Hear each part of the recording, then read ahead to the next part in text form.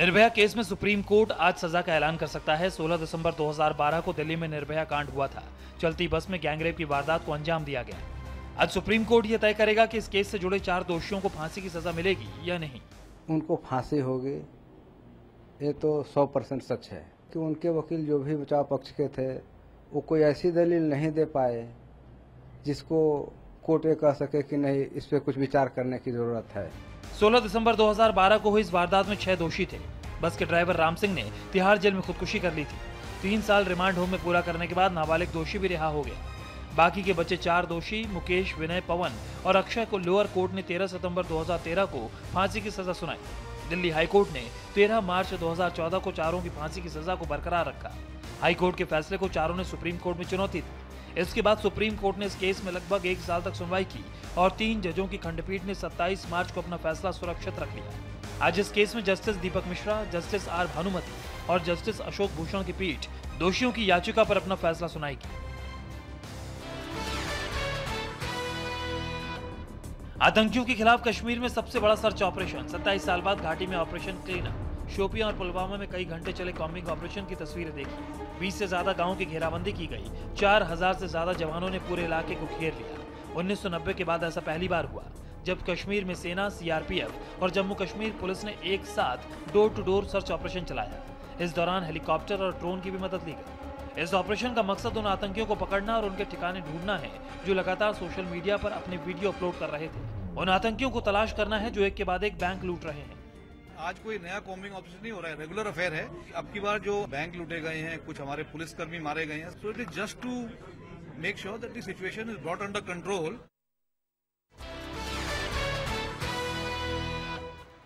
शोपियां में search operation खत्म करने के बाद सेना पर आतंकियों का हमला। हिजबुल मुजाहिदीन ने ली जिम्मेदारी। शोपियां में सेना की टुकड़ी सर्च ऑपरेशन पूरा करके वापस अपने कैंप लौट रही थी। 6:30 बजे इमाम साहिब इलाके में घात लगाए आतंकियों ने जवानों पर हमला बोल दिया। 2 तरफ से फायरिंग की, जवानों पर ग्रेनेड फेंके। सेना ने भी आतंकियों को करारा जवाब दिया, लेकिन इस हमले में नजीर शेख की मौत हो गई। नजीर आर्मी पेट्रोलिंग पार्टी का ड्राइवर था। 3 जवान भी जख्मी हो गए। हिजबुल ने इसे सर्च ऑपरेशन का बदला करार दिया। यूपी के एडीजी लॉ एंड ऑर्डर का बड़ा खुलासा। पाकिस्तानी उच्चायोग के अधिकारी मेहरबान अली के संपर्क में था। फैजाबाद से गिरफ्तार ISI agent Aftab Ali. Visa देने के बहाने किया ब्रेन वॉश। फैजाबाद में गिरफ्तार आईएसआई एजेंट आफ्ताब अली की लखनऊ कोर्ट में पेशी हुई। कोर्ट ने आफ्ताब को 14 दिन की जेल में भेज दिया। पेशी से पहले आफ्ताब ने पूछताछ में बड़ा खुलासा किया। उसने बताया कि दिल्ली में बैठे आईएसआई हैंडलर मेहरबान अली के कहने पर ही सेना के मूवमेंट से जुड़ी जानकारी पाकिस्तान एजेंसी को दी। मेहरबान अली ने आफ्ताब को 2 बार पाकिस्तान भिजवाया, जहां उसे आईएसआई ने जासूसी की ट्रेनिंग दी। इस जासूसी रैकेट में 2 लोग मुंबई से भी गिरफ्तार किए गए। मुंबई के अग्रीपाड़ा के जावेद इकबाल पकड़ा गया, जबकि मस्जिद बंदर इलाके से अल्ताफ कुरैशी को गिरफ्तार किया गया। अल्ताफ को कोर्ट में पेश किया गया। कोर्ट ने अल्ताफ को 8 मई तक ट्रांजिट रिमांड पर भेज दिया। मुंबई में जावेद इकबाल आफ्ताब को सेना की जासूसी के बदले पैसा देता था। जावेद ये पैसे अल्ताफ के जरिए आफ्ताब के खाते में डलवाता था।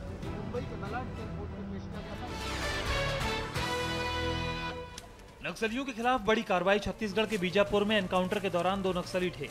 बीजापुर के इंद्रावती नदी के ऊपर कोलनार और आदावाड़ा के बीच मुठभेड़ हुई, जो करीब 2 घंटे तक चली। मुठभेड़ के बाद इलाके में सर्च ऑपरेशन के दौरान 2 नक्सलियों के शव बरामद हुए। 2 बंदूक, 3 टिफिन बम के अलावा भारी मात्रा में विस्फोटक जब्त किए गए। इसके अलावा सुकमा नक्सली हमले में 11 संदिग्ध नक्सली भी पकड़े गए, जिनमें एक नाबालिग है। सभी संदिग्धों से लंबी पूछताछ की गई। इसरो आज लॉन्च करेगा सैटेलाइट। पाकिस्तान को छोड़कर 6 एशियाई देशों को मिलेगी कम्युनिकेशन फैसिलिटी। इसरो शुक्रवार को श्रीहरिकोटा से 2230 किलो के साउथ एशिया सैटेलाइट को लॉन्च करेगा। इसे GSLV F-09 रॉकेट से भेजा जाएगा। इससे साउथ एशिया के देशों की कम्युनिकेशन टेक्नोलॉजी को फायदा मिलेगा। दक्षिण एशियाई इलाके में प्राकृतिक आपदाएं आ सकती हैं। ऐसे वक्त में ये सैटेलाइट इन देशों के बीच कम्युनिकेशन में मददगार साबित होगा। इसमें शामिल देश 36 से 54 मेगाहर्ट्ज कैपेसिटी का ट्रांसपॉन्डर भी भेज सकते हैं। इसमें शामिल देशों को 12 साल तक भारत को 96 करोड़ रुपए देने होंगे। भयानक आग की ये तस्वीर देश के 2 बड़े शहरों से आई है। पटना में कोतवाली में आग लगने से दहशत मच गई। वहीं हैदराबाद में फर्नीचर स्टोर में आग लगने से हड़कंप मच गया।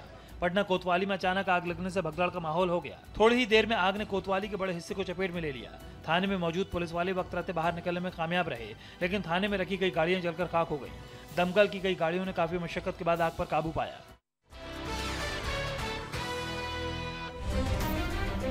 मोबाइल टावर में लगी आग, धू-धू कर जला मोबाइल का टावर। इलाहाबाद के करेली इलाके में रात के वक्त अचानक एक बिल्डिंग की छत पर लगा ये मोबाइल टावर जलने लगा। आग इतनी भीषण थी कि आग की लपटें दूर से ही दिखाई दे रही थी। जहां ये टावर जल रहा है, इस बिल्डिंग के नीचे बाजार है। आग की खबर लगते ही पूरे बाजार में हड़कंप मच गया, लेकिन फायर ब्रिगेड सही वक्त पर आ गई और आग को आगे बढ़ने से रोक लिया गया। लेकिन तब तक मोबाइल टावर और उसकी मशीनें जलकर राख हो चुकी थी।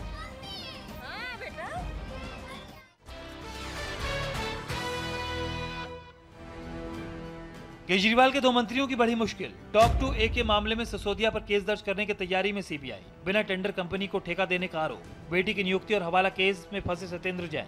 केस दर्ज होने के बाद हो सकते हैं गिरफ्तार। सत्येंद्र जैन से जुड़े घोटाले का ये मामला करीब 10.5 करोड़ का है, जिसकी तह तक जाने के लिए सीबीआई ने गुरुवार को दिल्ली सचिवालय के अलावा 5 दूसरी जगहों पर रेड मारी। आरोप है कि 3 सिक्योरिटी एजेंसीज की सर्विस लेने में प्रक्रिया का पालन नहीं किया गया। नोएडा में बकाया बिल का भुगतान न करने पर 2 कोतवाली की बिजली काटी। अचानक हुई कार्रवाई से हैरान पुलिस वाले। अंधेरे की ये तस्वीरें सेक्टर 24 और सेक्टर 58 कोतवाली की हैं। दोनों जगह मोमबत्ती जलाई गई। पुलिस वाले कोतवाली के बाहर कुर्सी डालकर बैठे दिखे। कोतवाली में वायरलेस सिस्टम, कंप्यूटर कई घंटे तक बंद पड़े रहे। सारा कामकाज ठप हो गया। पुलिस वालों ने आरोप लगाया कि बिजली विभाग ने बिना किसी नोटिस के लाइन काट दी।